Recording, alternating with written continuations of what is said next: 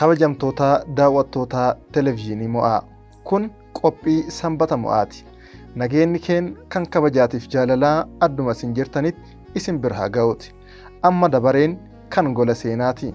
Qophii gola seenaa keenya guyyaa har'aatiin seenaa namootaan seenaa jajjaboo dhalootaaf barnoota ta'u hojjetanii kan isin biraan geenyudha. Seenaa keenya har'aatiin seenaa nama guddaa abbaa gadaa fi doktora kabajaa Yuubaa Aagaa Xenxenoo kan isin biraan geenyudha.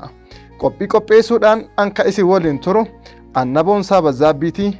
Hamma xumura qophii keenyaatti immoo nu faana ta'an affeerraa keenya isa jalqabaati. Doktorri kabajaa Yuubni Aagaan Xenxenoo yeroo hundumaaf namoota hundumaa biratti sirna eebbaa fi waaqa kadhannaadhaan kan beekamu yoo ta'u, eebba isaaniillee akkas jechuun kan jalqabanidha. Yeroo eebbisanis akkas jedhu: ati waaqa abboo, waaqa ayyoo, waaqi malkaa, waaqi ardaa, waaqi hulaa, waaqi hambaa, kolbaa tana eebbis, nama kana eebbis, lafa tana eebbis, kora tana eebbis, mana kana eebbis, guddaa eebbisii, diqqaa eebbisii, jaarsa eebbisii, jaartii eebbisii, ilmaa intala eebbisii, ka fuudhuuf kan heerumtulle eebbisii, ardaa hundi nagayaa, nama isaanii nagayaa, jabbiin haadha wajjin nagayaa, diqqaaf guddaan nagayaa, duddi hundi nagayaa, oromoo hundi nagayaa jechuudhaani eebba isaaniitiin kan jalqabanii fi yeroo xumuranis kan ittiin galateeffatanidha. Qophii keenya gola seenaa har'aatiin seenaa doktora kabajaa Yuubaa Aagaa Xenxenoo ka isin biraan geenyudha. Doktorri kabajaa Yuubni Aagaan Xenxenoo bara 1937 godina Gujii lixaa magaalaa Bulee Horaa iddoo addaa Surroo Barguddiitti kan dhalatan yoo ta'u, Aagaan Xenxenoo abbaa isaanii Xenxenoo Guyyee fi haadha isaanii addee Galgaluu Alakee irraa kan dhalatanidha. Akkuma ijoollee biraa ganna isaanii ijoollummaatti horii tissaa lafa qotaa kan guddatanidha. Aagaan nama umurii ijoollummaa isaatii kaasee hanga lubbuun darbutti nama jaalatamummaa fi kabaja uummata isaaniitiif qabudha. Yuubni Aagaan Xenxenoo umurii ijoollummaa isaaniitti carraa barnootaas galuu waan arganneef yeroo warri mishinaarotaa gara Noorweeyitii lafa inni jirutti dhaqanitti barnoota amantii isaan wajjin qoodachuudhaan barnoota isaaniis kan guddifatanidha. Yuubni Aagaan Xenxenoo yeroo dargii keessa dabballee ta'uunis nama hojjetaa turanidha.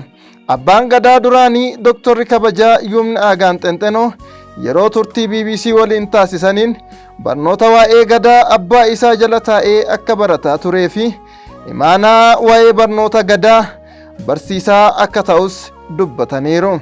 Abbaan gadaa duraanii doktorri kabajaa Yuubni Aagaan Xenxenoo nama bara 1990moota keessa abbaa gadaa Gujii 72ffaa ta'uun nama muudamanidha.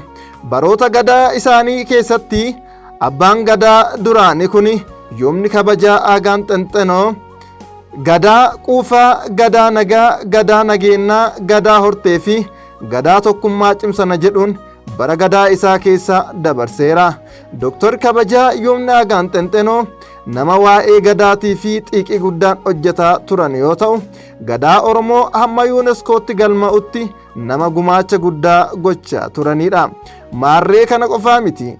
Doktorri kabajaa Yuubni Aagaan Xenxenoo nama wal dhabdee furuun beekamu yoo ta'u, innis karaa nagaa ta'een abbootii gadaa walitti yaamuun rakkoo furaa akka tures seenaan ni addeessa.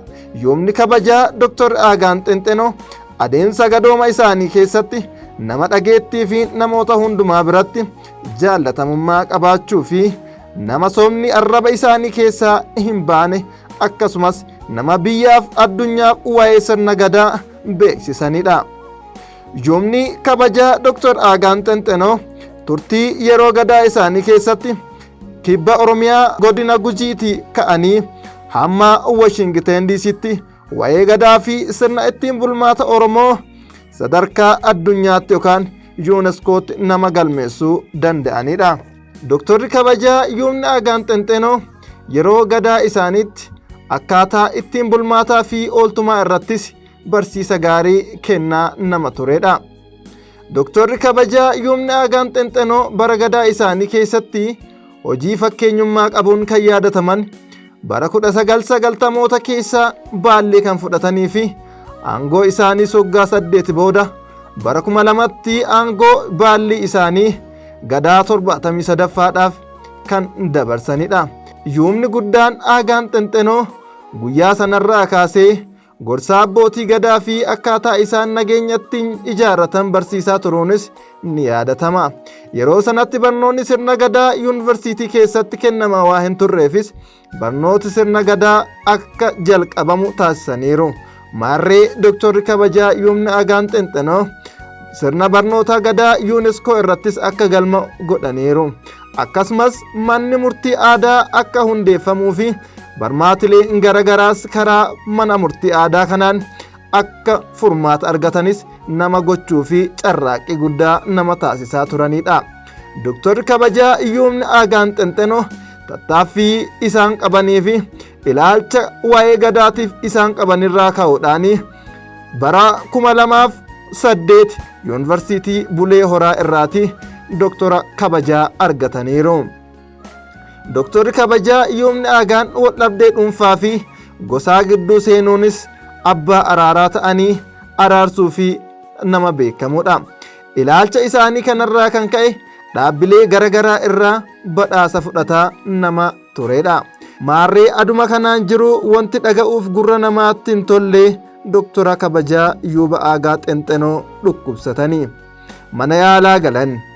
Akka manni yaalaa jedhettis dhibee onneetii fi itituu dhiigaa yookaan dhiibbaa dhiigaa isaan mudateen addunyaa kanarraa bara 2022 ganna 72ffaa isaaniitti addunyaarraa boqotan. Walumaa galatti yuumni Aagaan Xinxinoo hayyuu sirna gadaati.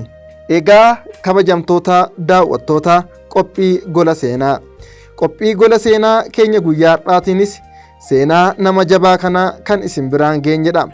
Seenaa isin biraan geenye kanaanis waan jajjaboo fi gurguddaa akka isin barattanii darbitaniif abdii guddaa qabna. Qophicha qopheessuudhaan anka isin waliin ture Anna Boonsaa Bazzaabbiitii. Waan nu wajjin turtaniif galatoomaa. Torbee immoo qophii akkasii kan biraatiin amma walitti deebinutti nagaan nuuf ta'aa isiniin jenna.